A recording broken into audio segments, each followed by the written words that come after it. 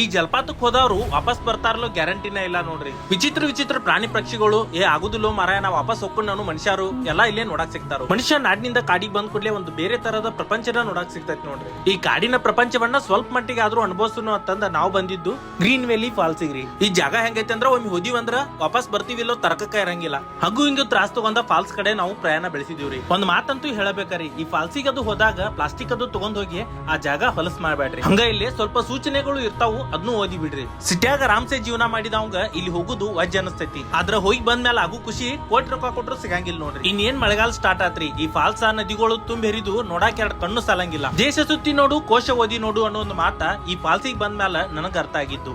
ಈ ಜಿಟಿ ಮಳೆಯಾಗ ನೀವ್ ಯಾವ ಫಾಲ್ಸಿಗೆ ಹೋಗಿರಿ ಮತ್ತ ಅಲ್ಲಿ ನಿಮ್ಗಾದ ಅನುಭವವನ್ನ ಕಮೆಂಟ್ ಬಾಕ್ಸ್ ಒಳಗ ಬರ್ದ್ ಕಳ್ಸ್ರಿ. ಹಂಗ ಹೆಚ್ಚಿನ ವಿಡಿಯೋಗಾಗಿ ಈ ಪೇಜ್ ನ ಫಾಲೋ ಮಾಡಿ ಮತ್ತೆ ಸಪೋರ್ಟ್ ಮಾಡಿ.